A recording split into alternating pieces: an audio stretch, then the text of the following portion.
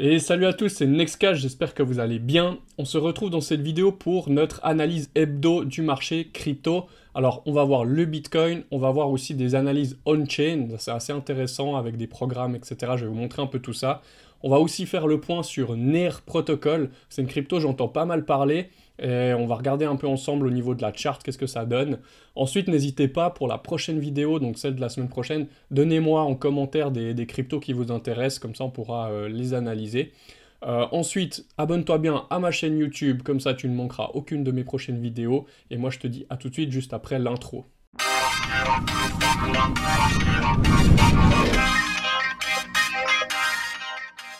Voilà, on se retrouve sur la chart du Bitcoin, c'est parti pour l'analyse. Alors, je vais commencer par prendre directement une chart vierge. Donc, petite astuce, simplement ici, par exemple, si vous avez déjà dessiné sur une charte, vous faites ici, par exemple, un x5 divisé par 5. Hop, et là, je me retrouve... Ah, moi, je l'ai déjà fait. Du coup, on va prendre le x6 divisé par 6. En fait, ça permet de tomber sur une charte qui est vierge. Peut-être que celle-là aussi, du coup. On va y arriver. Voilà, le x7 divisé par 7, je ne l'ai jamais fait. Donc là, j'ai une charte complètement vierge. Je vais zoomer directement ici. Hop, je suis en daily. Bon, déjà, qu'est-ce qui nous a fait le Bitcoin? On a eu une cassure du range, pardon. Donc on pouvait clairement ici, donc je vais rester en daily pour cette fois. On pouvait clairement ici identifier, je vais faire peut-être avec cet outil-là, Horizontal Ray. Donc si on voulait bien, on avait un range en fait qui était ici. Je vais mettre ça en très plein. Alors, hop. Puis on va lui mettre une couleur assez sympa. Voilà, un peu plus épais. Hop. Donc on avait un range qui était entre là et puis la deuxième barre ici. Et puis qu'est-ce qu'on a eu? On a eu donc le 26 avril, donc il y a 2 jours, on a eu la cassure ici par le bas.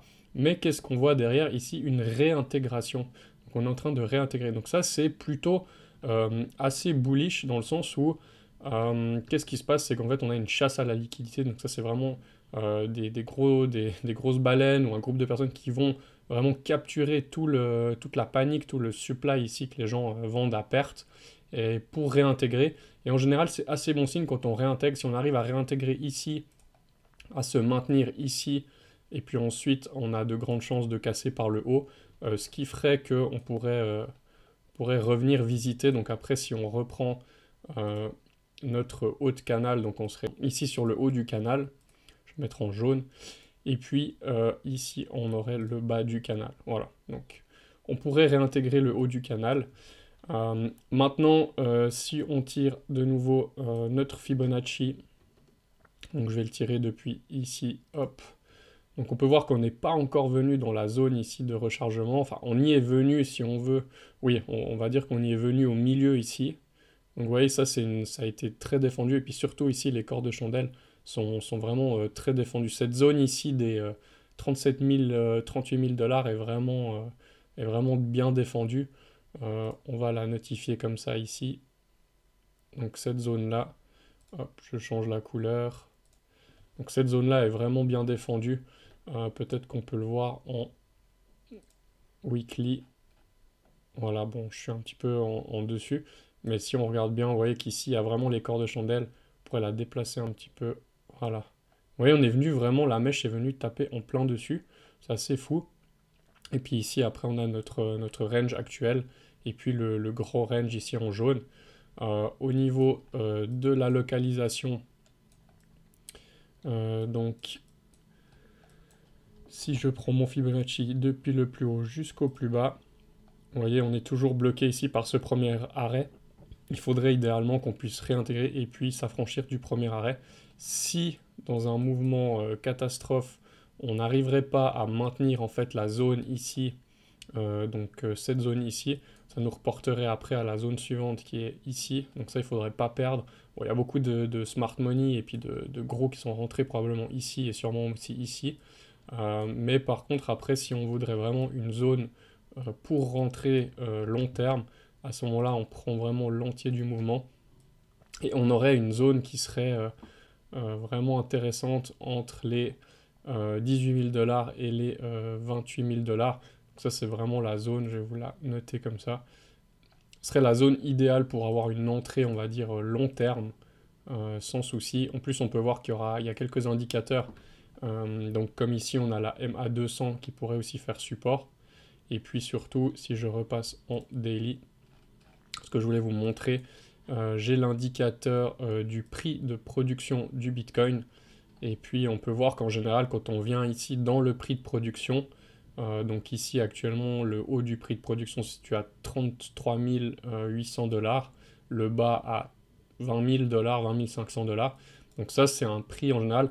Si vous voulez, les miners de Bitcoin, ils n'ont pas d'intérêt de vendre en fait leur Bitcoin.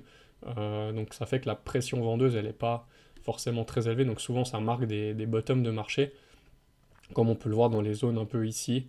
Après, ici, on a eu l'euphorie du dernier bull run. Et puis, vous voyez, ici aussi. Mais là, on se rapproche de nouveau du prix de production du Bitcoin. C'est une très bonne entrée pour du long terme. Encore une fois, les miners n'ont pas sens de vendre ici en gagnant rien du tout, en fait. Donc, ils vont plutôt les garder, ce qui fait qu'il y a moins de pression vendeuse. Donc, ça peut localiser des bas de marché. Et puis, on a aussi ici, on voit bien. On peut aussi se référer au trou qu'on a ici dans le volume profile. Alors je vais juste prendre mon petit pinceau, hop.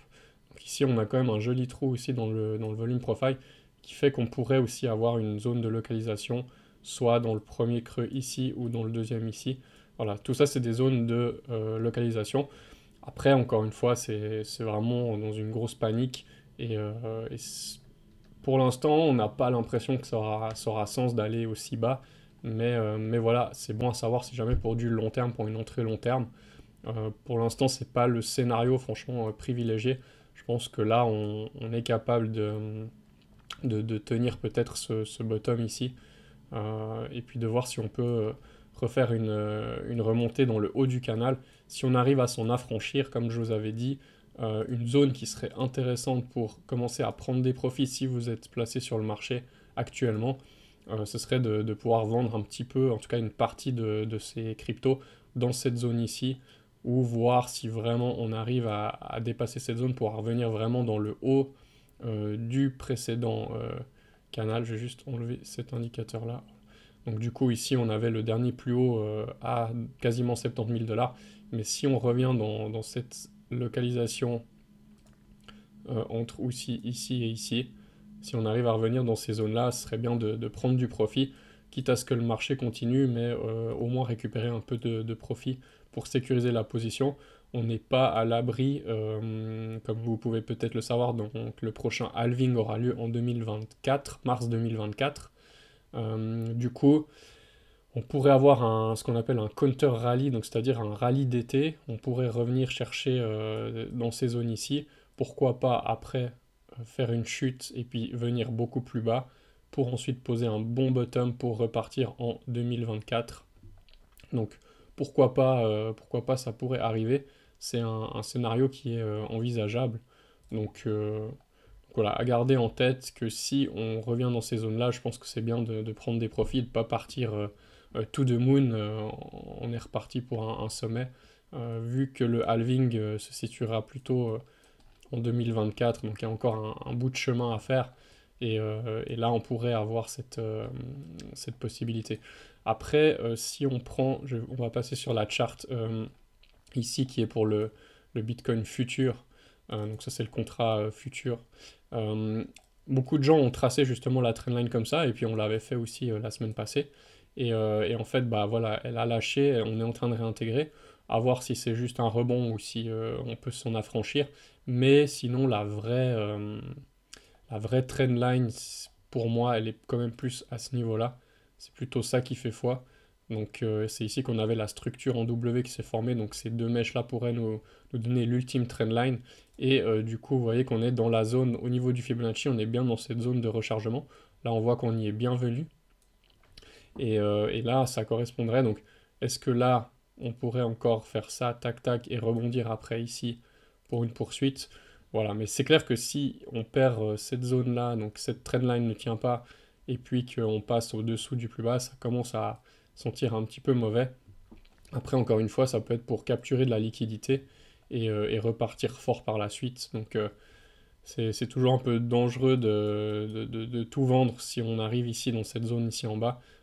À mon avis, quand on voit un petit peu les métriques, si on regarde un petit peu les foundings qui sont déjà négatifs depuis longtemps, au niveau des indicateurs là aussi sur la vente, on est quand même sur une pression vendeuse depuis un moment.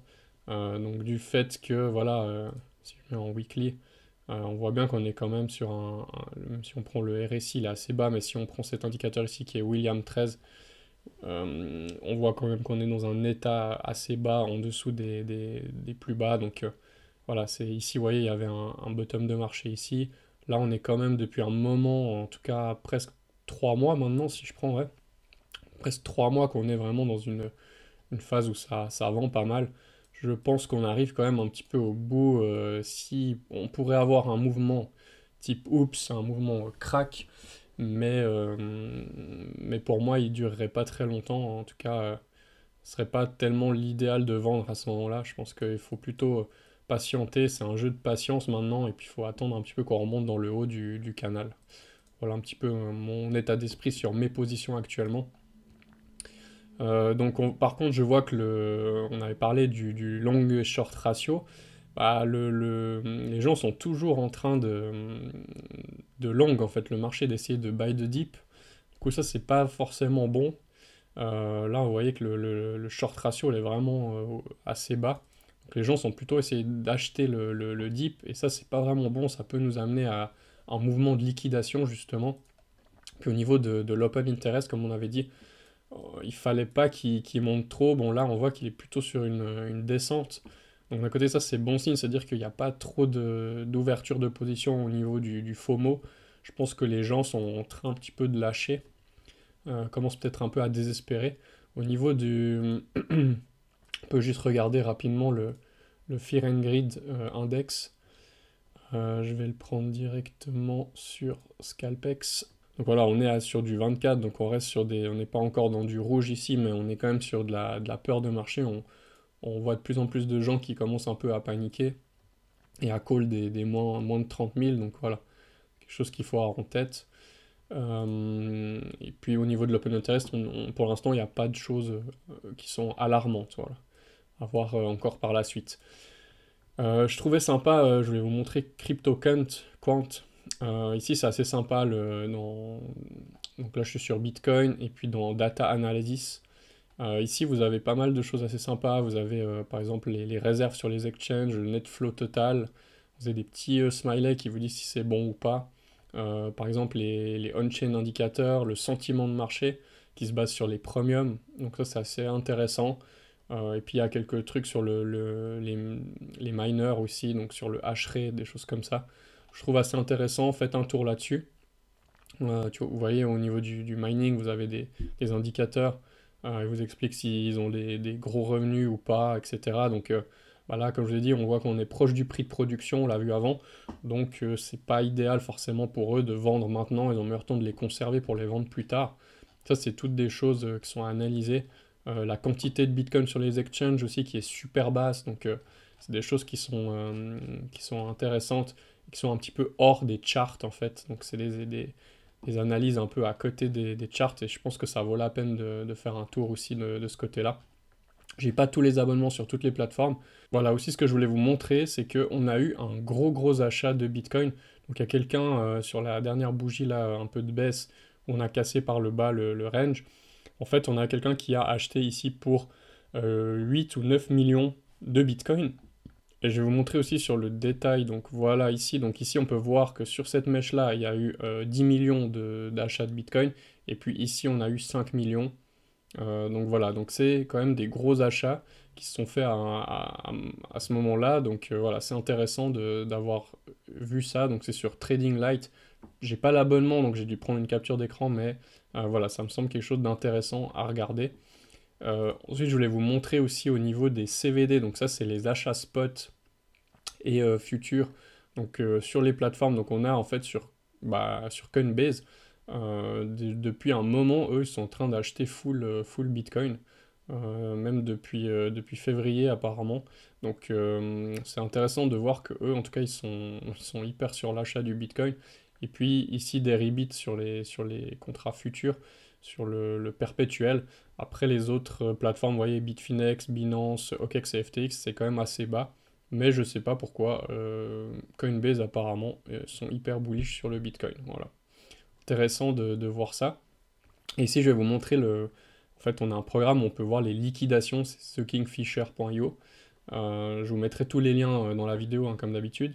Et puis, ici, on peut voir, donc si je l'ouvre ici, hop, donc là, je suis sur All Leverage, donc tous les leverages, et puis sur Bitcoin.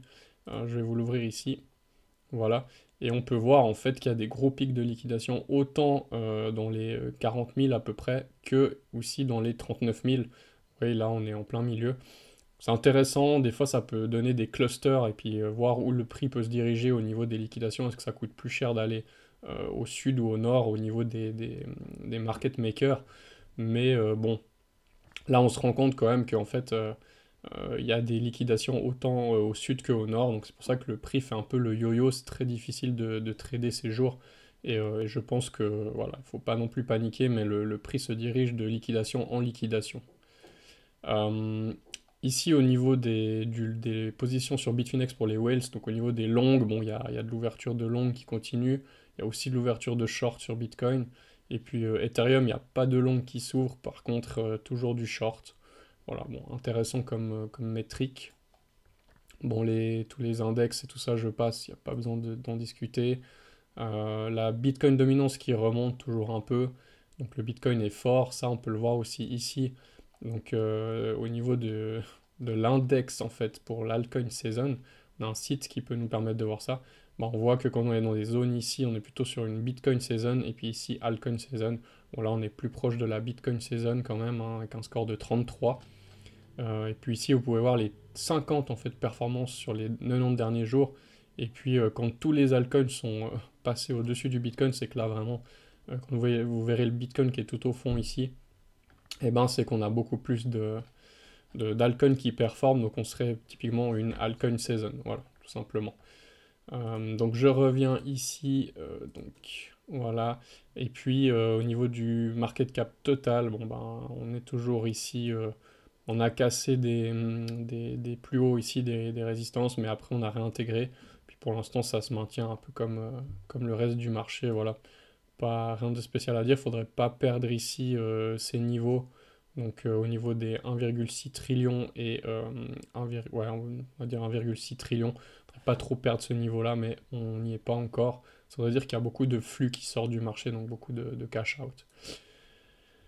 Nos stocks blockchain là, qui sont toujours pas bullish, plutôt sur la pente descendante, donc les actions Coinbase, Riot et Marathon, donc tout a cassé les plus bas. Donc ici on avait des ranges, ici, et puis ici tout a cassé par le bas. Bon, c'est-à-dire que les instituts sont pas du tout bullish sur les cryptos pour le moment, mais ça on va voir aussi du fait que, alors juste que je retrouve, on a l'ESP 500 justement qui est pas tellement bullish non plus.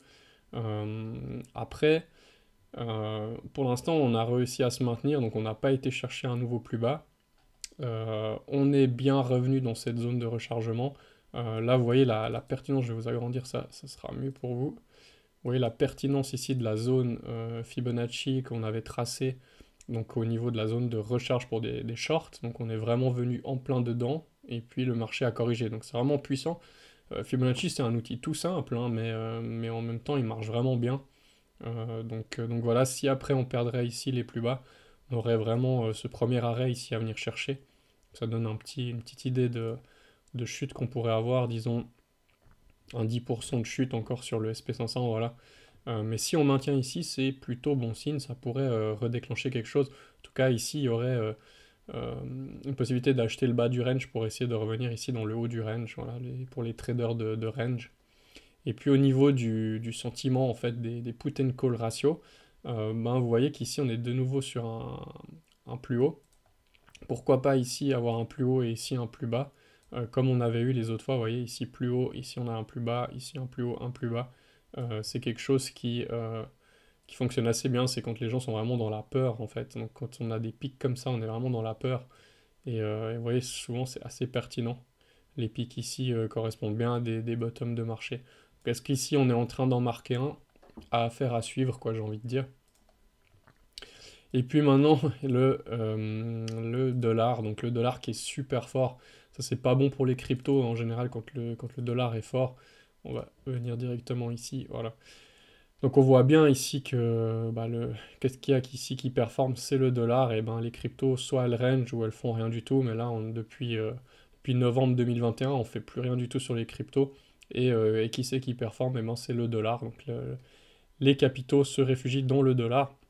On a largement dépassé cette zone de rechargement de short. On n'a pas ici consolidé pour faire un retournement de marché. On a vraiment cassé. Après, ça commence à devenir parabolique. Donc la fin du mouvement doit être quand même assez proche. Vous voyez qu'on est vraiment sur les sommets ici. Est-ce qu'on aura une chasse à la liquidité? Bon, une fois que c'est parabolique comme ça peut monter encore assez vite. Mais avoir après quelque chose de violent, hein, donc c'est le phénomène de la gravité. Vous lancez une pomme, elle va redescendre quand même assez vite.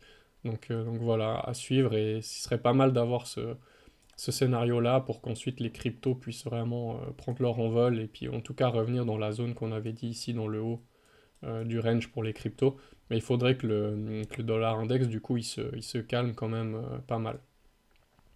Et puis après, on a donc le gold ben, qui corrige. Et puis ici, on a donc notre oil, donc le pétrole, l'essence, si vous voulez.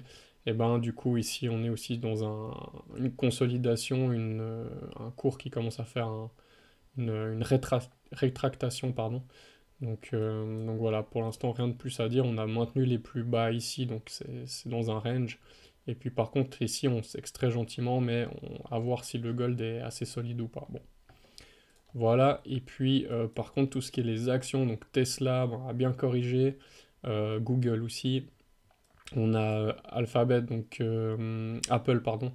Et puis ici, Facebook. Donc Facebook fait un plus bas. Donc, vous voyez, Facebook, il y a encore un petit peu de marge pour venir dans la zone ici en bas. Donc je pense qu'on risque d'y aller.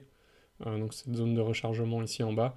Là, on n'a pas maintenu donc, notre premier arrêt. On est en retour. Donc à voir si on peut revenir ici dans cette zone de rechargement. Tesla, on y arrive gentiment dans la zone de rechargement. Et puis par contre, ici, on travaille le premier arrêt sur Google. Il y a les chiffres normalement qui sortent aussi ces jours. Donc les chiffres étaient pas mauvais pour Tesla. Les earnings ici pour Apple, je crois que ça va être aujourd'hui ou demain. Et puis les autres, là, je les ai pas. Mais du coup, voilà, à voir un petit peu comment va se comporter le marché américain par la suite.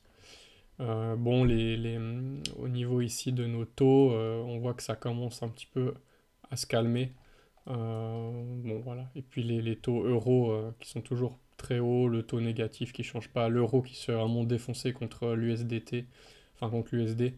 Donc l'euro est vraiment faible, très faible. J'espère qu'ils vont faire quelque chose au niveau des taux pour pas le laisser aller trop bas, mais bon, ça c'est leur problème. Mais pour l'instant, ils font rien du tout et du coup, le pouvoir d'achat en Europe est de plus en plus mauvais. Donc ça c'est un fait. Et puis ici, on voit bien, donc toujours on arrive dans cette période d'inflation.